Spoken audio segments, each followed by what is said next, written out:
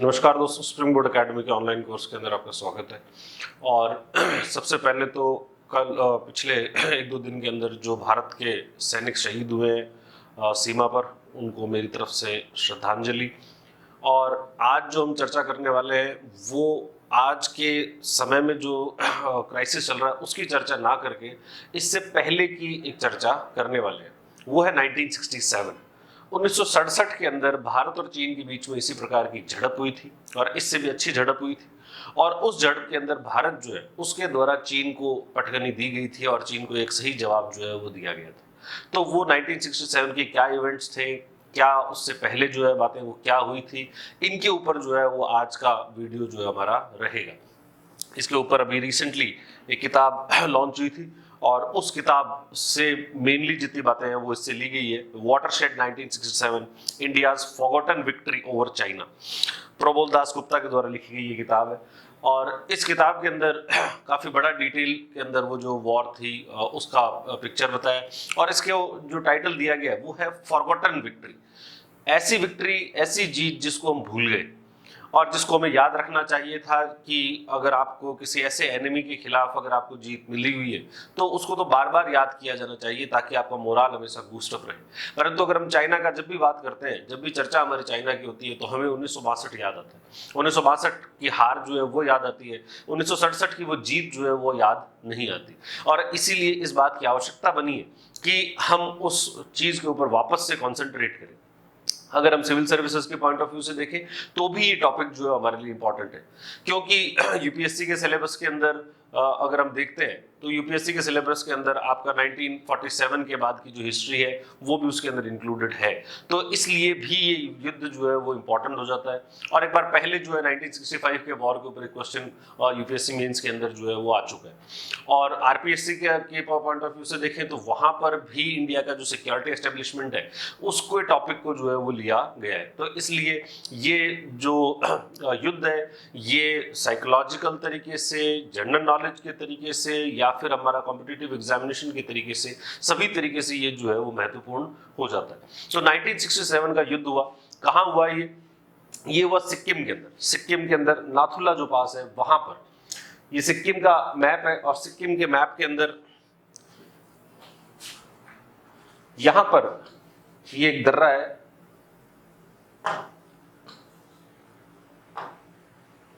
इस दर्रे को कहा जाता है नाथुला।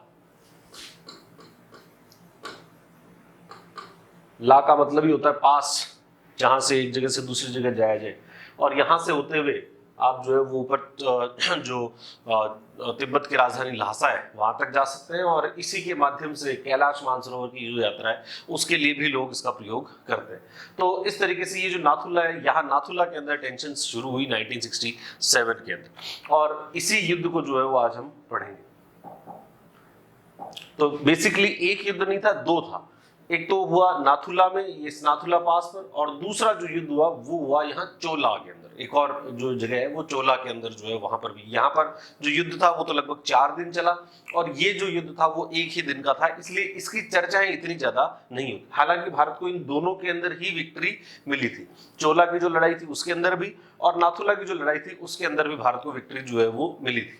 तो ये दोनों ही क्षेत्र जो है वो सिक्किम के अंदर ही है और पास पास के अंदर ही ये क्षेत्र आते हैं। अब हम बात करेंगे भाई ये जो युद्ध था उससे पहले की स्थिति क्या थी और क्यों ऐसे युद्ध की स्थितियां क्यों बनी।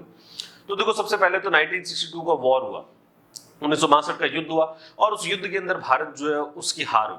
और भारत की हार का एक मनोवैज्ञानिक जो दबाव है वो भारत की सेना के ऊपर पड़ा और मोराल जो है वो काफी डाउन हो गया कि भाई हमें एक बहुत बुरी हार जो है वहां पर मिली। हालांकि उस हार के अंदर जो बहुत सारे कारण थे, उन कारणों के अंदर जैसे इंफ्रास्ट्रक्चर की कमी होना, हमारे राजनीतिक नेतृत्व के द्वारा उस साइड की तरफ ध्यान ना देना, चीन के ऊपर ज्यादा भरोसा कर लेना, मिलिट्री जो लीडरशिप थी उस मिलिट्री लीडरशिप के अंदर भी काफी सारे सिग्निफिकेंट चेंजेस किए गए और ऐसे लोगों को मिलिट्री की लीडरशिप दी गई जो कि लीडरशिप के लायक नहीं थे। और उसके बाद में ऐसे बहुत सारे लोग जो कि लायक थे या फिर जिनके अंदर कैपेबिलिटी थी उनको उस युद्ध से दूर रखा गया। और इस प्रकार से जो 1962 का युद्ध था उस युद्ध के अंदर भारत जो है वो हार गया और इसका एक साइकोलॉजिकल प्रेशर जो है वो भारत के ऊपर बना हुआ है। दूसरा जो है वो इस हार का जो फायदा हुआ वो फायदा उठाया चीन और पाकिस्तान के द्वारा, एक साइनो पाकिस्तान जो एक्सिस है उसका निर्माण हो गया। चीन और पाकिस्तान के बीच में जो है वो आपस में उनकी अच्छी बनने लग गई। 1963 के अंदर पाकिस्तान के द्वारा जो जम्मू कश्मीर है उसका शक्शगाम घाटी उन्होंने चीन को दे दी, और इसके बाद में चीन और पाकिस्तान के रिलेशंस अच्छे हो गए। और उसके बाद में चीन और पाकिस्तान ने ये भी सोचा कि जब 65 का वॉर था तब भी पाकिस्तान ने चीन से एश्योरेंस लिया कि एक तरफ तो हम जो जम्मू कश्मीर या भारत का जो वेस्टर्न फ्रंट है, इस वेस्टर्न फ्रंट की तरफ से तो हम अटैक करेंगे, और नॉर्दर्न और नॉर्थ ईस्टर्न फ्रंट जो है यहाँ से चाइना अगर अटैक करे या फिर चाइना वहां पर अगर दबाव बनाए तो भारत जो है उसको हराया जा सकता है। तो ये जो साइनो पाकिस्तान एक्सेस है वो काफी स्ट्रांग हो चुका था, और इसका असर जो है वो भी हमारे ऊपर देखने को मिल रहा था। फिर बात आती है सिक्किम की। ये जो लड़ाई हुई 67 की लड़ाई हुई सिक्किम के अंदर। 1967 में सिक्किम जो है भारत का पार्ट नहीं था। उस समय तक सिक्किम जो है वो एक प्रोटेक्टोरेट था। प्रोटेक्टोरेट का मतलब होता है एक ऐसा स्वतंत्र राज्य जिसकी रक्षा की जिम्मेदारी जो है भारत के पास थी। वहां पर चोग्याल डायनेस्टी थी, और चोग्याल डायनेस्टी का राजतंत्रात्मक शासन जो है वहां पर चल रहा था, और उस शासन तो राजतंत्रात्मक था, परंतु उसकी जो रक्षा की जिम्मेदारी ले रखी थी वो भारत ने ले रखी थी। और इसीलिए सिक्किम के फ्रंट के ऊपर भी जो सेनाएं पोस्टेड थी वो भारत की सेनाएं जो है वही वहां पर पोस्टेड थी, और ये जो लड़ाई है वो भारत की सेनाओं के द्वारा ही लड़ी गई। परंतु ये जो सिक्किम का राज्य था, इस राज्य के बीच में और भारत के अंदर जो पॉलिटिकल लीडरशिप थी, इसके बीच में भी जो रिलेशंस हैं, जो पहले काफी अच्छे रिलेशंस हुआ करते थे, उनके अंदर एक टकराव की स्थितियां जो है वो बनने लग गई थी। भारत को भी ये लग रहा था कि कहीं ऐसा ना हो कि सिक्किम पूर्ण रूप से स्वतंत्र हो जाए, या फिर सिक्किम जो है वो चाइना उसको हथिया ले। चाइना उससे पहले जो तिब्बत को हथिया चुका था, और चाइना की नजर जो है भूटान और सिक्किम जैसे जो देश है उनके ऊपर जो चाइना की नजर है वो थी, और इसके कारण भी सिक्किम का जो प्रोटेक्शन है वो काफी ज्यादा इंपॉर्टेंट हो गया। उसके बाद भारत के अंदर एक लीडरशिप क्राइसिस जो है वो भी चल रहा था। लीडरशिप क्राइसिस क्यों? तो 1964 के अंदर जो है वो जवाहरलाल नेहरू की डेथ हुई, और जवाहरलाल नेहरू की डेथ के बाद में एक लीडरशिप वैक्यूम जो है भारत के अंदर आ गया। कुछ हद तक इस वैक्यूम को भरा लाल बहादुर शास्त्री के द्वारा। 1965 के युद्ध में उन्होंने हमें जीत दिलवाई, परंतु लाल बहादुर शास्त्री का कार्यकाल जो है वो ज्यादा लंबा नहीं रहा, और 10 जनवरी 1966 को ताशकंद के अंदर जब वो ताशकंद समझौता करके वापस अपने बेडरूम में आए, उसके बाद में वो वापस नहीं उठे, उनकी वहीं पर मृत्यु हो गई, और इसके कारण भी एक क्राइसिस जो है वो आ गया। और उसके बाद में लाल बहादुर शास्त्री का एकदम से इस प्रकार से चला जाना, और उनका चले जाने के बाद में कांग्रेस पार्टी के अंदर लीडरशिप को लेकर एक स्ट्रगल जो है वो चल रही थी, और लीडरशिप को लेकर स्ट्रगल चल रही थी। एक तरफ तो मोरारजी देसाई जो है वो प्रधानमंत्री बनना चाहते थे, और दूसरी तरफ इंदिरा गांधी को एक गुट जो है वो इंदिरा गांधी को प्रधानमंत्री बनाना चाहता था। तो इस तरीके से इंदिरा गांधी उस वक्त जो है प्रधानमंत्री बन गई, परंतु वो एक इनएक्सपीरियंस थी, नई नई जो है वो पहली बार ही उन्होंने किसी ऐसे बड़े पद के ऊपर आई थी, और इस वजह से इनएक्सपीरियंस की वजह से भारत जो है वो एक लीडरशिप का क्राइसिस वो भी झेल रहा था। तो इस तरीके से ये भी चाइना को ये लगा कि ये एक बहुत अच्छा मोमेंट है कि इस मोमेंट के अंदर अगर हम इंडिया के ऊपर अगर किसी प्रकार का डैमेज करते हैं तो इस डैमेज का फायदा चाइना को हो सकता है। फिर चाइना जो है खुद बहुत ज्यादा एग्रेशन जो है वो दिखाने लग गया था। चाइना के द्वारा 1964 के अंदर न्यूक्लियर टेस्ट कर लिए गए थे। चाइना अब जो है वो एक नाभिकीय शक्ति बन चुका था, यानी जो पावर बैलेंस है वो बहुत ज्यादा चाइना की तरफ झुक चुका था। और 66 के अंदर जाते जाते तो उन्होंने हाइड्रोजन बॉम्ब जो है उसकी टेस्ट भी कर लिए थे। तो यानी चाइना एक फुल फ्लेज न्यूक्लियर पावर जो है वो बन चुका था, और भारत के लिए अगर हम देखें तो वो कहीं पर भी वो पैरिटी या समानता नहीं थी। अब वो चाइना जो है वो काफी ऊपर की तरफ से वो खेल रहा था, या फिर ये कहा जाए कि वहां से उसको भारत को दबाने की कोशिशें कर रहा था। तो ये भी स्थिति चाइना के ही फेवर के अंदर थी। फिर उसके बाद में चाइना ने भारत के इंटरनल जो मामले हैं, आंतरिक मामलों में भी हस्तक्षेप करना शुरू किया, और भारत को आंतरिक रूप से कमजोर करने की कोशिशें जो है वो भी की गई। और इसीलिए 1967 का ही वो समय जब भारत के अंदर नक्सलबाड़ी के अंदर आंदोलन शुरू हुआ, कम्युनिस्ट नक्सल जो आंदोलन है वो शुरू हुआ, और नक्सलिज्म को पूरा फंड जो है वो सारा का सारा फंड चाइना की तरफ से आता था, और चाइनीज लीडरशिप ही भारत के अंदर इस प्रकार की ये जो इंटरनल सिक्योरिटी को थ्रेट पहुंचाने वाली जो शक्तियां थी उन शक्तियों को मजबूत कर रहे थे। दूसरी तरफ नागा जो विद्रोही है वो नागा विद्रोही भी सशक्त हो चुके थे। हालांकि 63 के अंदर नागालैंड जो है उसका निर्माण कर दिया गया था, परंतु उसके बाद भी जो नागा विद्रोह है वो समाप्त नहीं हुआ था, और उसको भी चाइना की तरफ से मदद मिल रही थी। और ये वाला समय जो है, इस समय एक और नया विद्रोह शुरू हो गया, और वो विद्रोह शुरू हुआ मिजो जो ट्राइब है आज जो मिजोरम है, वहां पर मिजो ट्राइब थे, और मिजो ट्राइब ने भी अलगाववाद के लिए एक आंदोलन जो है उसकी शुरुआत कर दी थी। यानी भारत के अंदर आंतरिक समस्याएं जो है वो भी वहां पर बहुत ज्यादा चल रही थी। तो ये सब समस्याएं थी, और इसके बाद में 1965 से जब जब भारत और पाकिस्तान के बीच में युद्ध हुआ, उसी समय से चाइना जो है वो यहाँ जो सिक्किम का जो बॉर्डर था, उस बॉर्डर के ऊपर उन्होंने अपनी सेना को बढ़ाना शुरू कर दिया। पहले उनकी वहां पर सेना जो है नियुक्त नहीं थी, परंतु उन्होंने सेना को नियुक्त किया। वहां पर बहुत सारा उन्होंने जो सैन्य साजो सामान है वो वहां लेकर आए, और वो लेकर आने के बाद में अपनी स्थिति को वहां पर मजबूत करना शुरू कर दी। और इसके बाद में चाइना और इंडिया के बीच में कई सारे जो छोटी छोटी झड़पें हैं वो वहां पर लगातार होती रहती थी। जैसे आजकल हम देखते हैं कि कोई रॉड से लड़ रहे हैं या फिर जो है वो धक्का मुक्की चल रही है, तो ऐसी घटनाएं जो है वो वहां पर भी हुआ करती थी। कई बार जो है फायरिंग भी हुई है, पर बड़ा कोई इंसिडेंट जो है वो नहीं हुआ 67 से पहले। बाकी इस तरीके से छोटी मोटी घटनाएं जो है वो लगातार वहां पर चल रही थी। और इस प्रकार से भारत के अंदर अगर हम देखें तो ये जो पूरी कंडीशंस है, ये कंडीशंस चाइना के फेवर में जा चुकी थी, और चाइना को लगा कि ये एक बहुत सही मौका है जब भारत के ऊपर आक्रमण जो है वो किया जाए, और भारत को एक सबक सिखाने की जो कोशिश है वो चाइना के द्वारा की जा रही थी। अब अगर हम देखें कि इन्होंने ये सब चीजें तो तैयारी कर ली, भारत के अंदर क्या तैयारी थी या भारत के द्वारा जो है वो क्या स्टेप्स लिए गए, और इस युद्ध के अंदर कौन कौन लोग जो है वो वहां पर एक्टिव थे या फिर जिनके बारे में बहुत सारी चर्चाएं जो है वो की जाती है। तो वहां पर जो नाथुला का जो पास है, उस पास के ऊपर जो बटालियन थी या जो रेजिमेंट थी वो थी सेकंड ग्रेनेडियर्स। सेकंड ग्रेनेडियर्स जो है वो वहां पर नियुक्त थी। और अगर हम उनके इस स्ट्रक्चर को देखें तो स्ट्रक्चर में उसका जो कमांडिंग ऑफिसर था वो थे lieutenant colonel Rai Singh.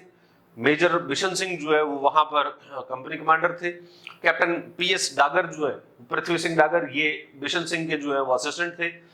Brigadier MS Bakshi जो है वो ब्रिगेड कमांडर में थे। डिविजनल कमांडर थे major general Sagat Singh. Corps के कमांडर थे जगजीत सिंह अरोड़ा, और ईस्टर्न कमांड के कमांडर थे जनरल उस समय लेफ्टिनेंट जनरल और बाद में फिर फील्ड मार्शल बने सैम मानेकशॉ। अगर हम देखें ये, अगर इसको आपको समझना है तो थोड़ा आर्मी का स्ट्रक्चर जो है उसको हमें समझना है। तो आर्मी के स्ट्रक्चर के अंदर क्या होता है कि भाई भारत के अंदर जो आर्मी है वो कमांड्स में डिवाइडेड है। सबसे पहले आर्मी है, और आर्मी जो है वो कमांड में डिवाइडेड है। 6 तो ऑपरेशनल कमांड है और 1 ट्रेनिंग की कमांड है। तो कमांड का जो इंचार्ज होता है या कमांड का जो कमांडर होता है उसको कहा जाता है, वो एक लेफ्टिनेंट जनरल होता है। सीनियर लेफ्टिनेंट जनरल जो होता है उसको कमांड का कमांडर बनाया जाता है। फिर तो यानी आर्मी है, आर्मी के अंडर में है कमांड। कमांड जो कमांड के अंडर में डिविजन्स होते हैं, सॉरी डिविजन्स, कॉर्प्स होते हैं, और जो कॉर्प्स है उनके अंडर में डिविजन्स होते हैं। यानी यहां पर जो ईस्टर्न कमांड है, उस ईस्टर्न कमांड के lieutenant general Sam Manekshaw. Corps के जो कमांडर है वो थे जगजीत सिंह अरोड़ा, और जो कमांड है कॉर्प्स के, और फिर डिवीजन जो है, division major general Sagat Singh के पास जो है वो डिवीजन था। डिवीजन के अंडर में जो है वो ब्रिगेड होती है।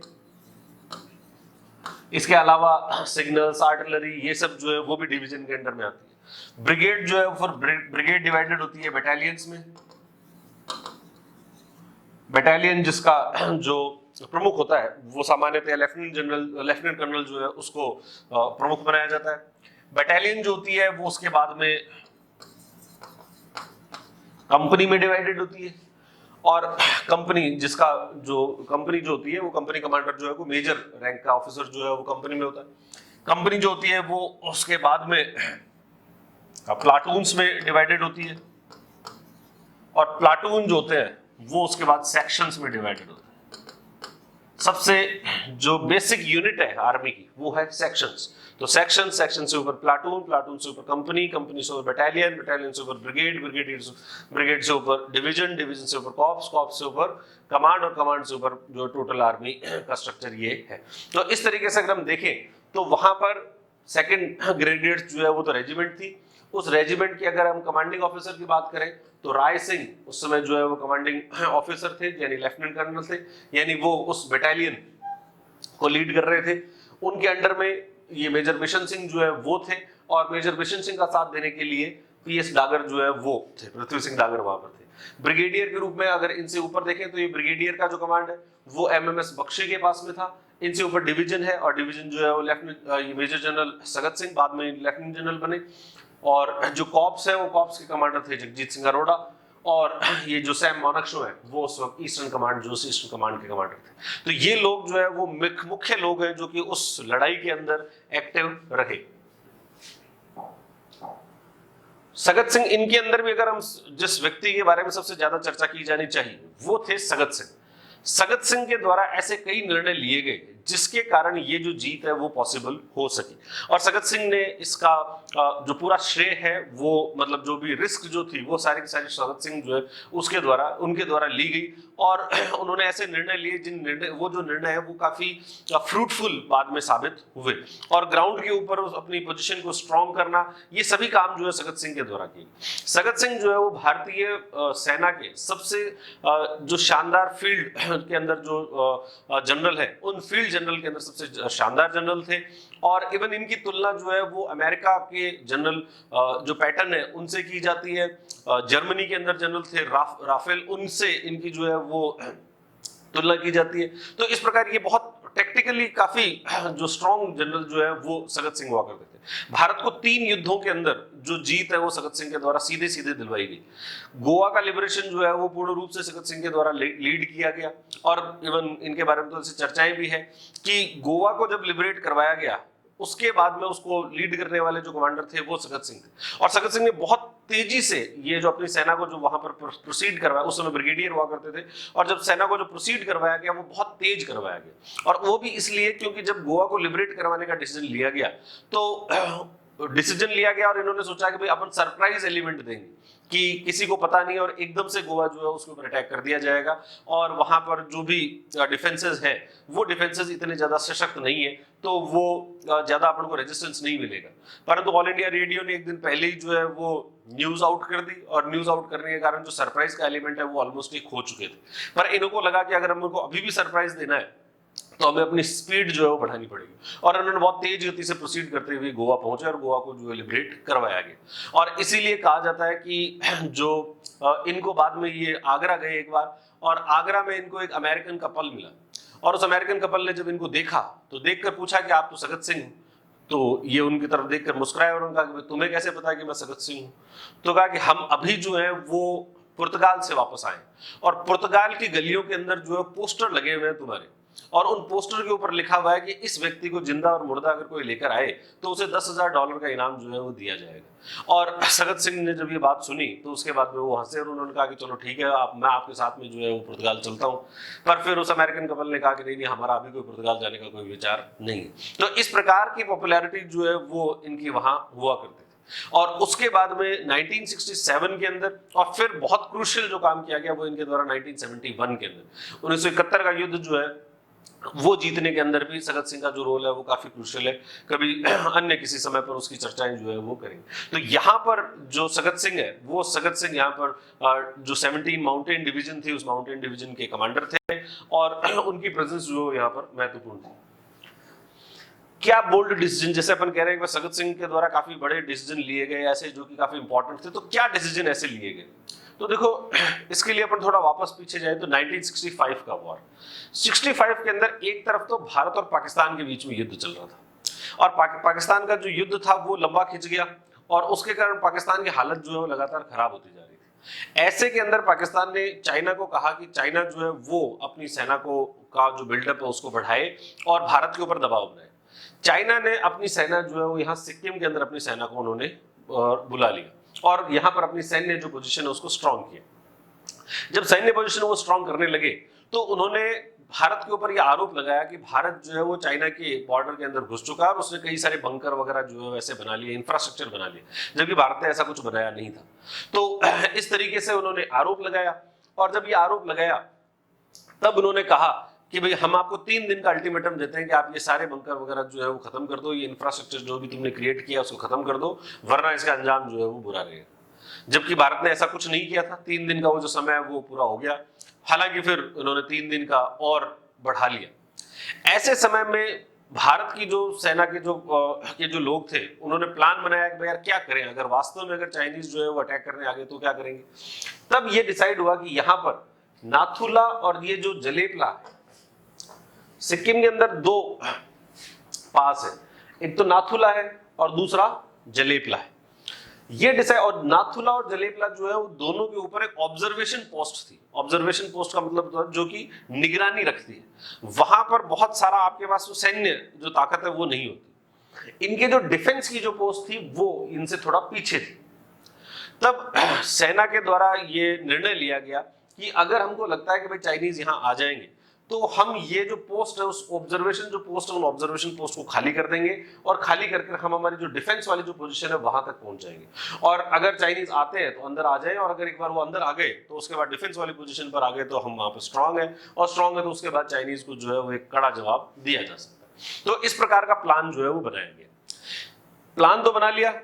उसके बाद में सगत सिंह उस समय, क्योंकि यहाँ पर डिवीजन कमांडर थे, तो वो यहाँ पर इस क्षेत्र से गए। क्षेत्र में उन्होंने देखा, वहां पर नीचे जो ब्रिगेडियर लेफ्टिनेंट कर्नल जो लोग थे उनसे मिले, मिलकर समझा कि स्थिति कैसी है, और फिर उनको ये समझ में आया कि नहीं, ये जो प्लान है वो प्लान कोई बहुत ज्यादा अच्छा प्लान नहीं है।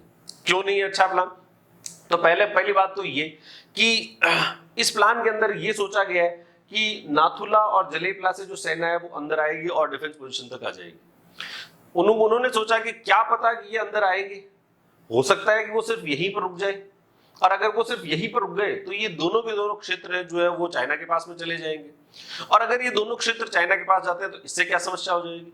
इससे समस्या ये होगी कि एक तो ये जो पोस्ट है वो काफी अच्छी है, और यहां पर अगर ये क्षेत्र इनके पास में चले गए तो उसके बाद में भविष्य के अंदर ये कभी भी भारत का ये जो यहाँ से कुछ दूर जो है वो सिलीगुड़ी कॉरिडोर या फिर जो चिकन नेक कॉरिडोर है उसके ऊपर अटैक किया जा सकता है। फिर मैकमोहन लाइन जो है, उस मैकमोहन लाइन जो भारत ने 1914 की जो मैकमोहन लाइन थी, उस मैकमोहन लाइन में ये कहा गया था कि वाटरशेड का प्रिंसिपल यूज किया गया था। वाटरशेड का मतलब होता है कि जो पहाड़ है उस पहाड़ की इस प्रकार से चोटियां, या फिर ये कहा चोटी तो नहीं कहा जाए, यूं कहा जाए कि भाई पहाड़ इस तरीके से जो होता है तो ये ऊपर की जो इसकी किनार होती है उसके हिसाब से वाटरशेड है। वाटरशेड का मतलब एक तरफ तो पानी इस तरफ गिर रहा है और दूसरी तरफ पानी जो है वो दूसरी तरफ गिर रहा है। तो मैकमोहन लाइन जो है वाटरशेड प्रिंसिपल पे बनी हुई थी, वाटरशेड प्रिंसिपल पे बनी हुई थी, और ये दोनों के दोनों पोस्ट जो है वो भी उस वाटरशेड प्रिंसिपल के अनुसार ही थे। अगर यहां से भारत पीछे हटता है तो इसका अर्थ हुआ कि भारत ने वो जो वाटरशेड प्रिंसिपल है उसको छोड़ दिया, और उसको छोड़ने का मतलब हुआ कि मैकमोहन लाइन जो है वो पूरी की पूरी डिस्प्यूटेड हो जाएगी। और इन सब बातों को सोचते हुए जो सगत सिंह ने ये निर्णय लिया कि मैं नाथुला जो है उस पोस्ट को खाली नहीं करूंगा। जलेपला की पोस्ट जो है वो एक दूसरे डिविजनल कमांडर के अंडर में थी। उन्होंने तो जैसा आर्मी का प्लान था उसके हिसाब से जलेपला को खाली कर दिया, पर जो सगत सिंह है उन्होंने सगत सिंह ने नाथुला का पोस्ट जो है उस पोस्ट को खाली नहीं किया, और नहीं किया उसके कारण हुआ क्या, तो चाइनीज यहाँ आ गए, और चाइनीज यहाँ आकर उन्होंने इस जलेपला जो है उसके ऊपर कब्जा कर लिया। ये कब्जा जो है वो आज भी बना पड़ा है। आज तक वो जो क्षेत्र है वो क्षेत्र वहां से हटा नहीं, जबकि नाथुला का जो क्षेत्र है उसके ऊपर क्योंकि सगत सिंह ने पीछे हटने का जो निर्णय वो नहीं लिया, इसलिए नाथुला आज भी भारत के अंडर में है, और भारत का एक इंपॉर्टेंट ट्रेड को कहे या फिर इंपॉर्टेंट पास जो है वो नाथुला बना हुआ है। तो और इसी के कारण ये पास हमारे पास था, इसी वजह से 1971 का जो युद्ध हुआ उस युद्ध के अंदर चाइना का जो इंटरवेंशन है वो नहीं हो पाया।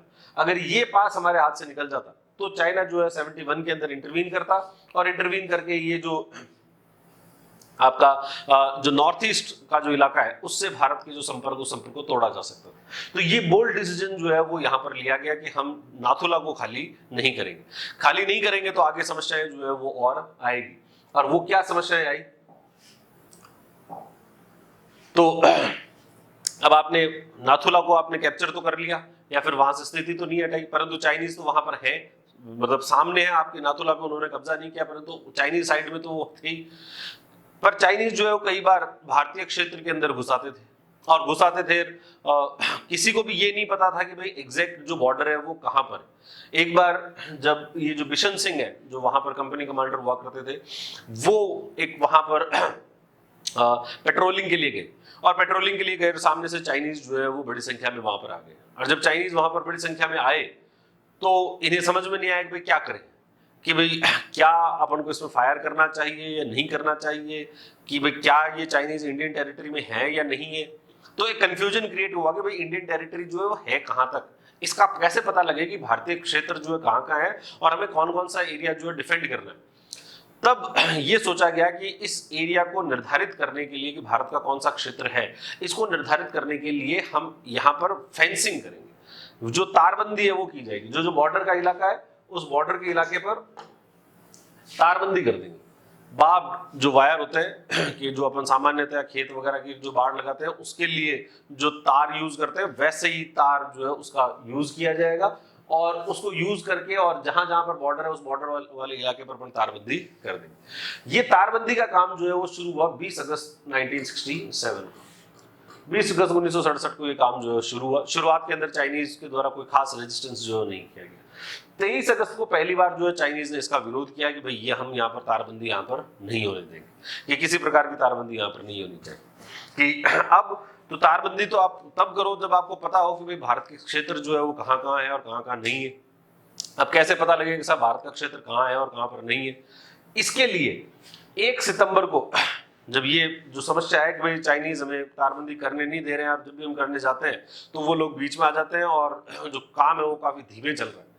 तो सगत सिंह ने ये निर्णय लिया कि भाई मैं वहां पर ग्राउंड में जाऊंगा और मैं एक वॉक करूंगा, वहां पर जो है वो जो सीमा है उस पर पैदल पैदल चलूंगा।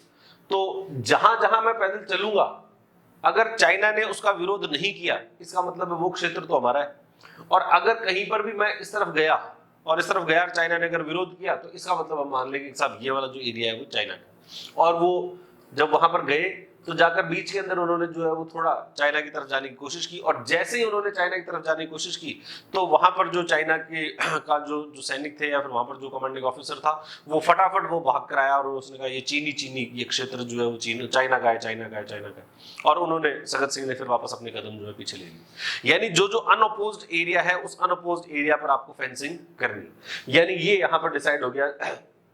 सगत सिंह की इस वॉक से डिसाइड हो गया कि भाई ये यहाँ पर फेंसिंग करनी, और आगे फेंसिंग का काम जो है वो और आगे बढ़ाएगा। 7 सितंबर को बहुत ज्यादा संख्या के अंदर चाइनीज जो है वो वहां पर बॉर्डर के इलाके पर आ गए जहां पर फेंसिंग चल रही थी, और जो ये लोग आए और इस तरफ से भारतीय जो है वो सैनिक भी वहां पर थे।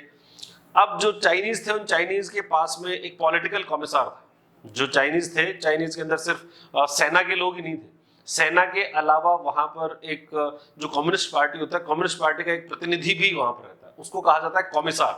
तो वो जो कॉमिसार था वो भी वहां आ गया, और कॉमिसार के आने के बाद में जब ये आपस में इनकी कहासुनी होने के बाद में जो इनमें जो लात घोंसे मुक्के वगैरह जो है चले, और ये चलते चलते जो है वो जो कॉमिसार था उस कॉमिसार को भी पीटा गया। कॉमिसार को पीटा गया तो स्थिति जो है वो एकदम से बिगड़ गई। यानी अब ऐसा लगने लगा कि अगर जैसे पॉलिटिकल व्यक्ति को अगर आपने हाथ लगा दिया या फिर उसको अगर आपने खराब किया है तो वो उसका निर्णय जो है वो कठोर ही होगा, और कठोर होगा तो इसका मतलब है अब युद्ध जो है वो हो सकता है। कि अब वो चाइनीज जो है वो सिर्फ सिंपल विरोध के ऊपर नहीं रहेंगे, अब वो हथियारों का प्रयोग जो है वो कर सकते हैं। और इसीलिए 10 सितंबर को एक मीटिंग बुलाई गई। क्योंकि 10 सितंबर को क्यों बुलाई गई? क्योंकि जो फेंसिंग का काम है वो ऑलमोस्ट कंप्लीट हो चुका था, लास्ट का कुछ थोड़ा बहुत काम जो है वो बचा था। ये इस मीटिंग में डिसाइड हुआ कि हम जितने भी बड़े अधिकारी हैं वो सब के सब फॉरवर्ड जो पोस्ट है उस फॉरवर्ड पोस्ट के ऊपर जाएंगे। सगत सिंह जी के द्वारा ये जो मीटिंग है वो ली गई, और उन्होंने कहा कि हम सब फॉरवर्ड पोस्ट के ऊपर जाएंगे। फॉरवर्ड पोस्ट का मतलब कि जो राय सिंह है जो वहां पर इस बटालियन के जो कमांडर थे वो नाथुला पे नहीं थे, नाथुला से पीछे जो डिफेंस का पोस्ट था वहां पर थे, और अब इनको कहा गया कि आप जो है वो नाथुला पे जाओ, आप जो है वो फॉरवर्ड पोस्ट के ऊपर जाओ। ब्रिगेडियर जो है वो ब्रिगेडियर और पीछे हुआ करते थे, उनको कहा कि साहब आपको नाथुला से थोड़ी सी पास के अंदर एक जगह है जिसका नाम है सेंट्रल बम्प, वो सेंट्रल बम्प पे आप जाओ। और सगत सिंह खुद जो है वो गंगटॉक में थे, और गंगटॉक में उन्होंने कहा कि मैं जो है वो ये शेराथांग करके एक जगह है वहां पर जो भी इस नाथुला से कुछ 1 किलोमीटर दूर है, तो वहां पर मैं आ जाऊंगा। यानी पूरी की पूरी सेना की जो टॉप लीडरशिप थी या उस समय की जो डिवीजन की जो टॉप लीडरशिप थी वो फॉरवर्ड मूव कर गई। राय सिंह को ये कहा गया था कि भाई आप नाथुला पे जाओ तो सही, परंतु आप अपने आप को एक्सपोज मत करना, चाइनीज के सामने जो है वो मत आना, बंकर के अंदर ही रहना और वहां से ही चीजें जो है वो देखना। फायरिंग करवाने का जो काम है वो बिशन सिंह और जो PS डागर है इनके द्वारा किया जाए। वो वहां पर जो है लीडरशिप के अंदर जो वायरिंग करने वाले जो सैनिक है उनके साथ में अगर कोई खड़ा रहेगा तो वो बिशन सिंह और जो PS डागर है वो वहां पर खड़े रहेंगे। तो इस प्रकार का एक प्लान जो है वो इन्होंने बना लिया। और उसके बाद में अगला जो इवेंट है, और ये उस युद्ध की कुछ या फिर उससे जो पहले की जो स्थितियां हैं उसकी कुछ तस्वीरें हैं। उसमें ये सगत सिंह है, जो ये वॉक की अपन बात कर रहे थे, तो सगत सिंह की विरोध किया गया उस समय का फोटोग्राफ है। इस प्रकार से चाइनीज जो है वो अपनी बंदूकें वगैरह लेकर आते थे, और वो यहाँ पर ये जो भारतीय हैं वो काम कर रहे हैं, वो उसको काम करने से रोका करते थे। ये इधर ये तारबंदी का काम चल रहा है, और इधर ये चाइनीज जो है वो चाइनीज सोल्जर है, और ये बंदूक लेकर खड़ा है। ये तारबंदी की हुई है, और इधर से चाइनीज जो है वो देख रहे हैं कि भारत की तरफ से क्या क्या मूवमेंट जो है। और ये जो ये लेटे हुए ये भाई साहब है, वो पॉलिटिकल कॉमिसार जो है वो, ये कई बार जो है इस प्रकार की झड़पें हुई, जिसके अंदर ये बेयोनेट्स, जो आपकी बंदूक है, बंदूक के आगे ये जो चाकू टाइप का लगा होता है उसको बेयोनेट कहते हैं, और ये बेयोनेट से भी लड़ाई जो है वो हुई। अब असली जो लड़ाई हुई है वो हुई 11 सितंबर को। पहले 10 सितंबर को डिसाइड हो गया कि अब थोड़ा सा पोर्शन बचा हुआ है, और उस थोड़े से पोर्शन के अंदर हम फटाफट जो है वो काम पूरा कर लेंगे। सुबह जल्दी जो है वो इन्होंने वायरिंग का काम शुरू कर दिया। जैसे ही वायरिंग का काम शुरू किया तो थोड़ी देर के अंदर ही चाइनीज जो है वो बड़ी संख्या के अंदर वहां पर आ गए वायरिंग का जो है वो काम उसको रोकने के लिए। और इन दोनों के बीच में, चाइनीज के बीच में और भारतीय जो सैनिक है उनके बीच में एक ऑल्टरकेशन हुआ, उनके बीच में कहासुनी जो है हुई, और बहुत जोर जोर से एक दूसरे को जो धमकियां देना है वो शुरू कर दिया। और जब ऐसी स्थिति हुई तो राय सिंह, जो कि उस समय लेफ्टिनेंट कर्नल थे और उस बटालियन के वहां पर कमांडर थे, वो उनको कहा तो ये गया था कि आप बंकर के अंदर रहना, आप इसमें से बाहर मत निकलना।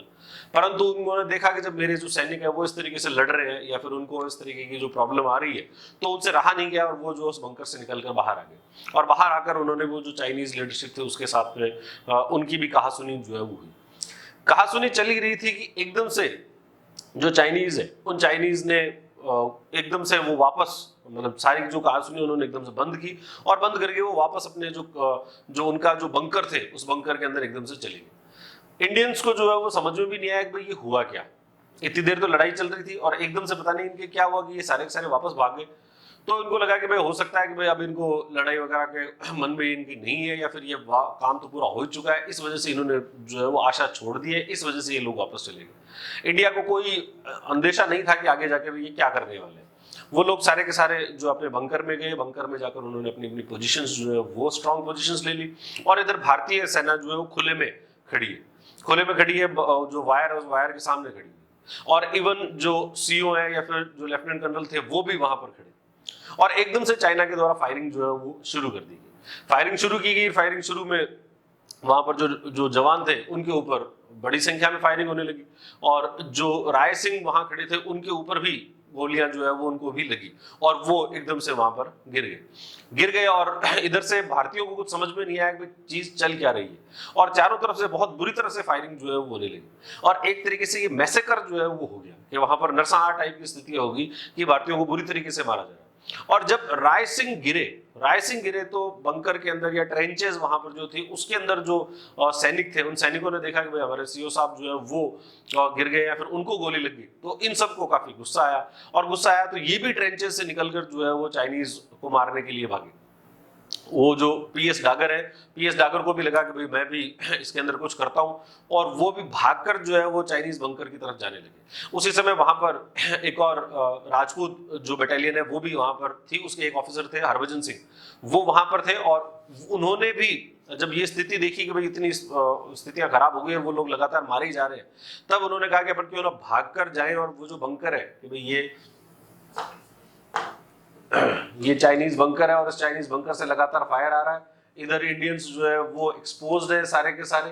तो इन्होंने हरभजन सिंह और इन्होंने सोचा कि हम भाग कर जाएं और ये जो बंकर है इस बंकर के अंदर घुस जाएं, और घुसकर ये जो मशीन गन चला रहा है इस व्यक्ति को जो है वो खत्म कर दें।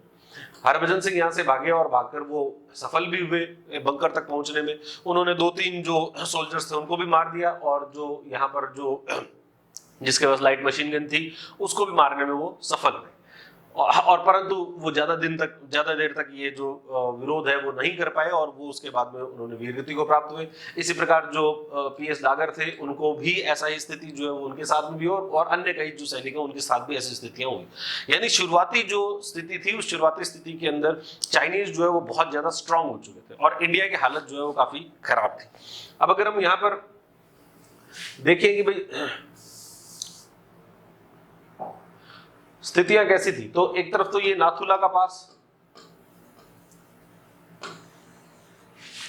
अब यहां पर लड़ाई तो चल रही है, लड़ाई चल रही है और चाइनीज के द्वारा ये सब काम किए जा रहे हैं और भारत की हालत जो है वो खराब हो चुकी है। ऐसी स्थिति के अंदर फिर वापस सगत सिंह की जो एंट्री है वो वापस होती है और सगत सिंह ने जब भारतीय जो तितर बितर हो गए और उनका मोराल जो बहुत जो डाउन हुआ, तब उन्होंने आकर वापस सभी लोगों को एक जगह किया और एक जगह करके उनको कईयों को डांटा कि भाई आपको जो है वो इधर उधर नहीं जाना है और अगर कोई भी इधर उधर गया तो उसका अंजाम जो है वो बुरा होगा।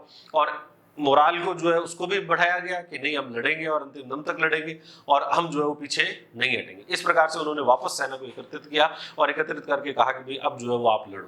पर सगत सिंह ये भी जानते थे कि भाई ये जो सेना है वो बहुत लंबे समय तक लड़ नहीं सकती, क्योंकि जब तक हमारे पास में आर्टिलरी का हम प्रयोग नहीं करेंगे, आर्टिलरी का मतलब जो तोप है उसका प्रयोग नहीं करेंगे, तब तक इस मामले को जो है वो नहीं सुलझाया नहीं जा सकता।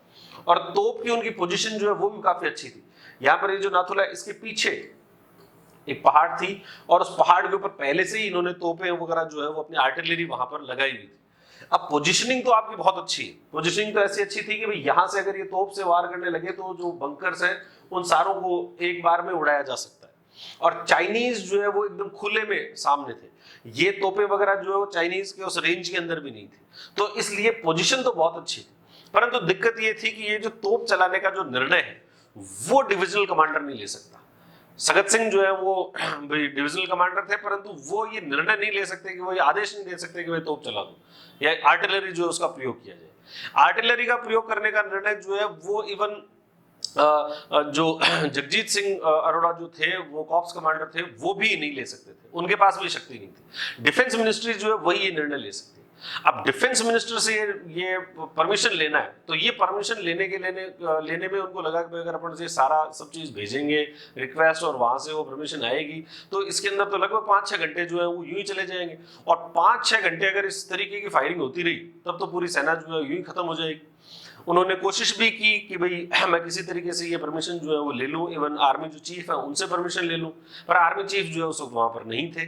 तो ऐसी स्थिति जब हुई, जब इतनी बुरी स्थिति उनको देखने को मिली, तो उन्होंने एक तरफ तो अपनी रिक्वेस्ट जो है वो तो भेज दी और उन्होंने इंतजार नहीं किया कि भाई इसकी परमिशन मुझे मिलेगी या नहीं मिलेगी। लास्ट में उन्होंने अपने स्तर पर ही जो है वो कहा कि भाई मैं यहाँ का, अभी यहाँ का कमांडर तो मैं हूँ और मैं निर्णय देता हूँ, मैं ये आदेश देता हूँ कि आप आर्टिलरी जो उसका प्रयोग करो। और उसके बाद में आर्टिलरी जो है उसका प्रयोग किया गया। यहाँ से फिर तोप के गोले जो है वो बरसाए गए और तोप के गोले बरसाकर ये पूरे के पूरे जितने बंकर्स थे वो सारे बंकर्स जो है वो थोड़ी देर के अंदर ही उड़ा दिए गए। और जो चाइनीज है उन चाइनीज को बहुत बड़ी संख्या के अंदर इससे जो लॉस है वो लॉस हुआ। इवन दूर दूर तक कोई चाइनीज जो है वो वहां पर दिख नहीं रहा था। जितने बंकर्स थे उन सारे बंकर्स को लगातार फायरिंग यहाँ से की गई और उस फायरिंग से उनको सबको उड़ा दिया गया।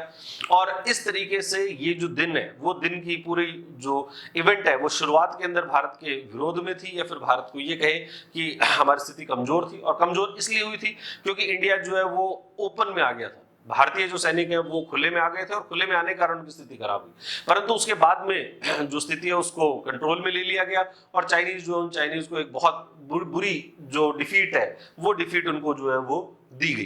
तो इस तरीके से 11 सितंबर का जो दिन है उसी दिन ही ऑलमोस्ट ये जो युद्ध है वो जीत लिया गया था। उसके बाद भी छुटपुट जो फायरिंग वगैरह जो है वो उसके बाद भी चलती रही। हालांकि 14 सितंबर तक ये सभी फायरिंग जो है वो समाप्त हो गई। इसलिए अपन ये कहते हैं कि भाई 11 सितंबर से 14 सितंबर तक ये युद्ध चला।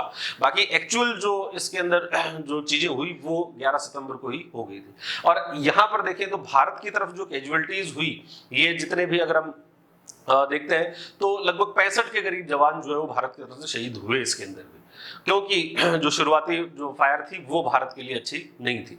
तो 65 के करीब भारत की तरफ से शहीद हुए और 300 के करीब जो जवान है वो चाइनीज जो है वो इसके अंदर शहीद हुए, या फिर ये कहें चाइनीज जवान जो है वो मारे गए। तो एक बड़ी संख्या में जो कैजुअलिटी है वो चाइना के ऊपर इन्फ्लिक्ट की गई और इस तरीके से नाथुला का जो युद्ध है वो भारत के द्वारा जीत लिया गया।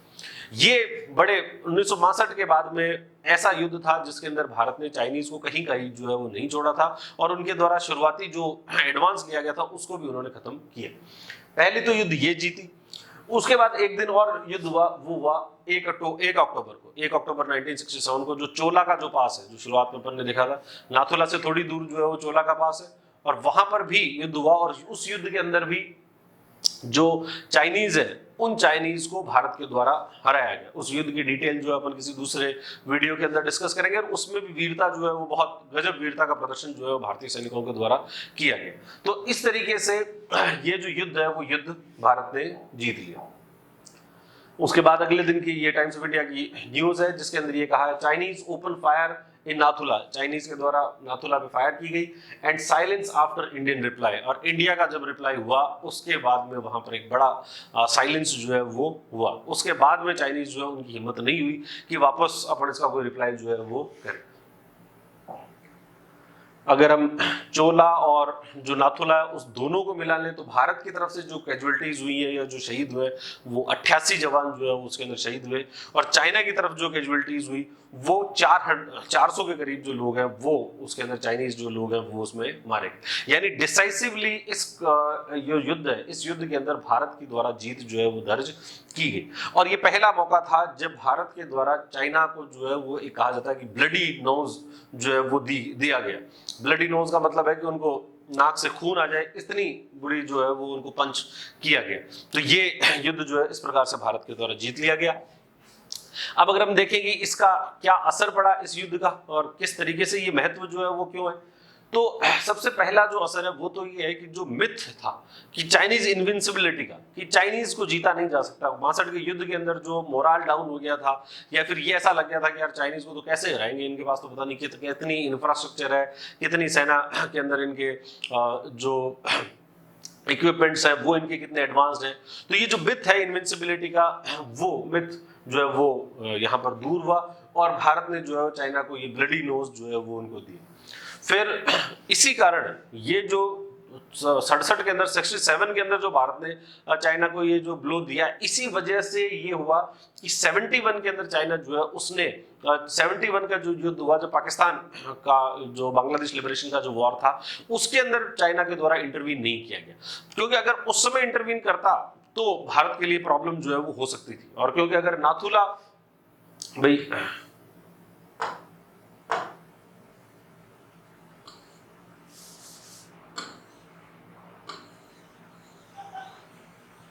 यहां बांग्लादेश है और ये सिक्किम है, ये वाला क्षेत्र अगर चाइना के पास में चला जाता और अगर यहां पर वो चाइना स्ट्रांग होता तो बांग्लादेश का जो एरिया है वहां पर भारत जो है वो इस तरफ से इधर से सब जगह से भारत एंटर कर रहा था, और यहीं से अगर चाइना भी एंटर कर जाता है इसके अंदर तो भारत की स्थिति जो है वो काफी कमजोर हो सकती थी। परंतु चाइना ने ऐसा कोई रिस्क जो है वो नहीं लिया कि भाई जो होने वाला है वैसा होने दो, भाई ठीक है पाकिस्तान दोस्त है, परंतु अब उसके लक्षण है जैसे जो चीजें हैं वो तो उसके साथ में होगी।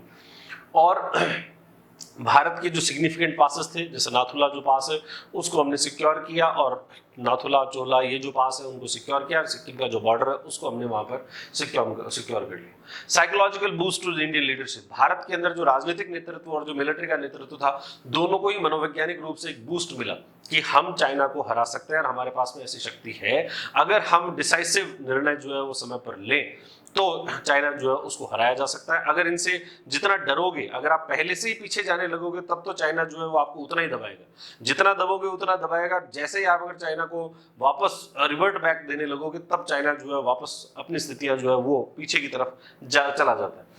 और यही कारण था कि 67 का जो ये युद्ध है उसके बाद में अभी ये जो 15 जून को जो इंसिडेंट हुआ, इस समय पूरे समय के अंदर एक बड़ी शांति जो है रही। अगर एक 75 के उस छोटे से इंसिडेंट को छोड़ दें तो एक लंबी पीस जो है वो शांति बॉर्डर पे रही। तो उस बॉर्डर का यही शांति रहने का यही कारण है कि चाइना को जो है वो एक बिफिटिंग रिप्लाई जो है वो 1967 के अंदर दिया गया था।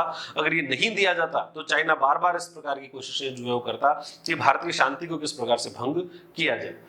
फिर एक नई लीडरशिप जो है उसका इमरजेंस हुआ सेना के अंदर।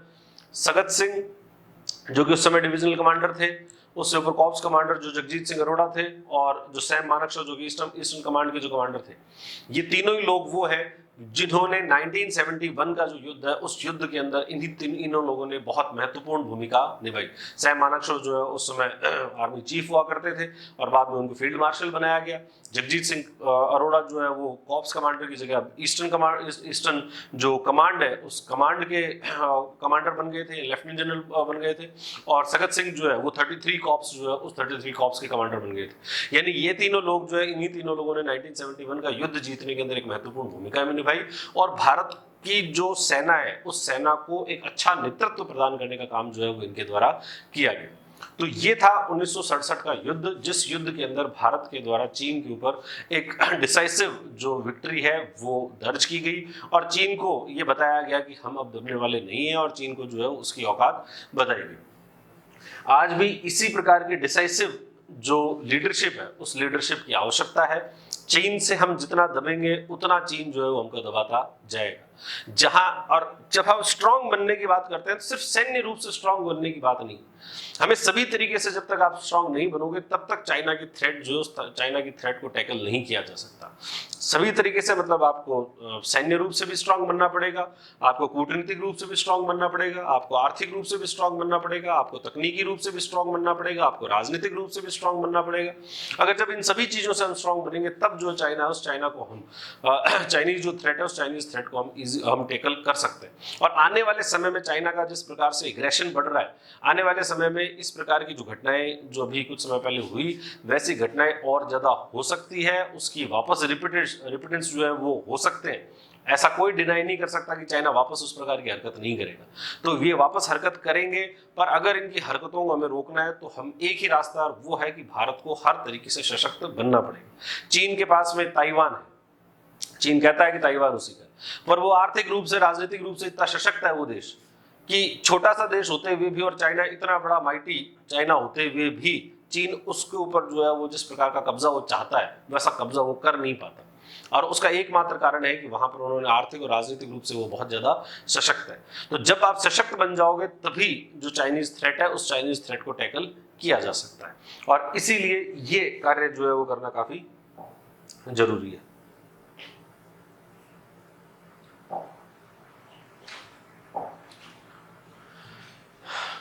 तो आज के लिए इतना ही, धन्यवाद।